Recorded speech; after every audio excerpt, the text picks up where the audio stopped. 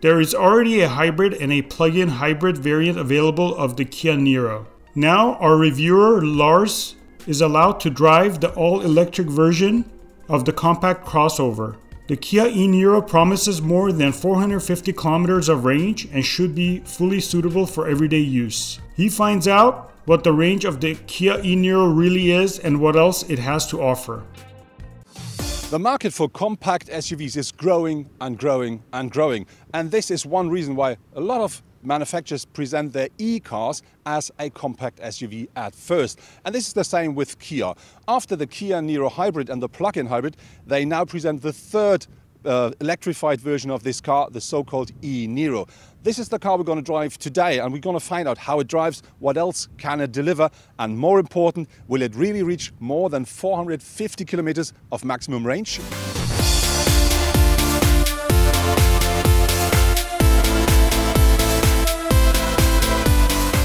The design of the Kia e-Niro is not so different to his brother and sister models, but there are some bits and pieces I'm going to explain now. First thing, we do have this closed grille here, which is typical for electric cars, and we do have this where you can recharge your e-Niro. Another difference is this blue part down here at the air intake, and you're going to find these blue elements here at the daytime running lights as well. Important is the car comes as standard with alloy headlamps, which I think is a bit quirky because this is an electric car, but from the second trim level onwards you can order LED headlamps as well. From the side, the Kia e-Niro is not different than all the other Kia Niro models. Very important here with the cars, it comes as standard on 17-inch alloy wheels, but the rest of the car looks like the typical compact crossover. We do have these claddings around the wheel arches, and we do have a bit more of ground clearance.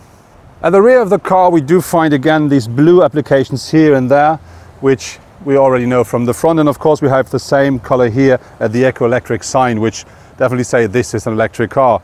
The rest of the car looks as the standard Niro, but important is the car features LED taillights, and they have the same light signature as the hybrid versions of the Niro.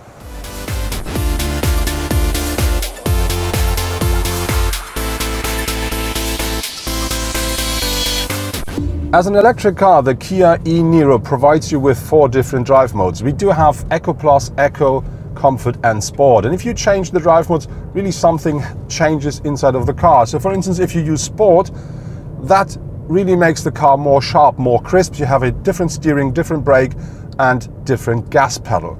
And only in this mode you will reach the top speed of 167 kilometers per hour.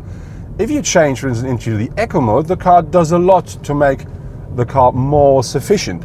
And if you, for instance, then change into Eco Plus, that really changes everything, because then, for instance, the car will switch off the climate control from time to time just to squeeze out everything it can squeeze out of the energy you've just having on board.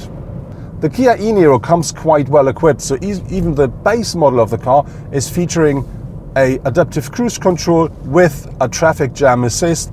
It also is featuring a climate system, and you do have a 7-inch touchscreen here at the center console. You can have 8-inch, but then you have to pay extra. And you do have this digital cockpit here. It looks a bit like standard round clusters, but it is not. These are full digital screens, and they really provide you with all the information you need while driving the car. The materials and the craftsmanship inside of the Kia Niro, I think they are very, very nice. You do have loads of soft touch like up here, but of course you do have some of the plastic stuff like down here. But I think more important is that it all looks very nice and it doesn't make any scratchy sounds. And what I really like is that you can't just with your eye say this is soft touch or this is plastic. It all looks the same, so all, I think, on a very high level. There are 2 different powertrains available for the new Kia e-Niro. The smaller one is a 100 kilowatt engine combined with a 39.2 kilowatt hour battery. The bigger one, the car we're driving, is a 150 kilowatt engine combined with a 64 kilowatt hour battery.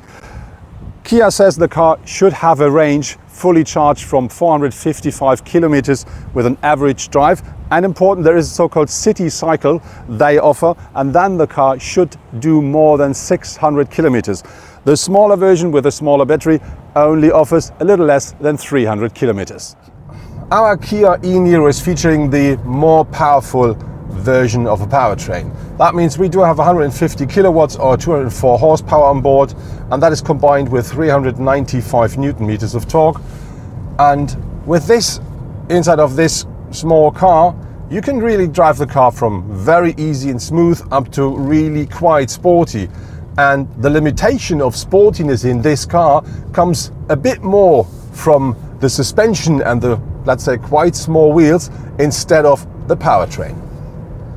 Our Kia e-Niro should take 15.9 kilowatt hours per 100 kilometer driven. We will see where we're going to end at the end of the day, but actually we're having a consumption of about 16.3 kilowatt hours per 100 kilometer driven.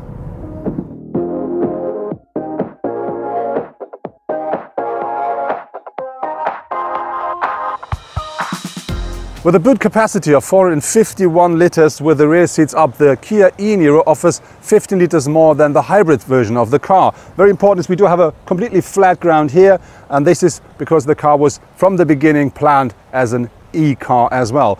If you fold down the rear seats, that boot capacity increases up to 1,405 liters, and I think this is for a compact SUV an absolutely acceptable number. The space the Kia e-Niro offers here at the front seats is, I think, more than sufficient.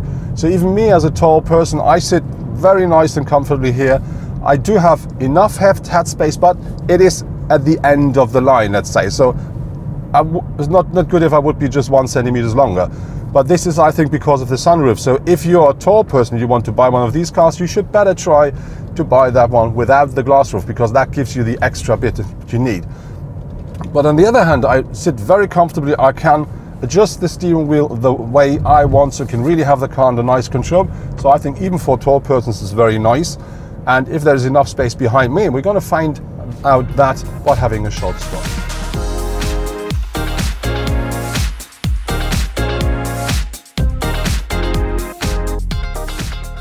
So now let's see how much space there really is behind me. I didn't change my seating position. Let's try. So, first thing, I do fit in. So I have enough leg room left. I do have, yeah, some headroom, but not very much. But important is the e-Niro features a bit less space here at the rear bench than the standard combustion cars do. This is of course because of the battery. So that means my knees are quite high, which means my legs are not really on the bench. But I think for an electric compact SUV, this is more than sufficient space.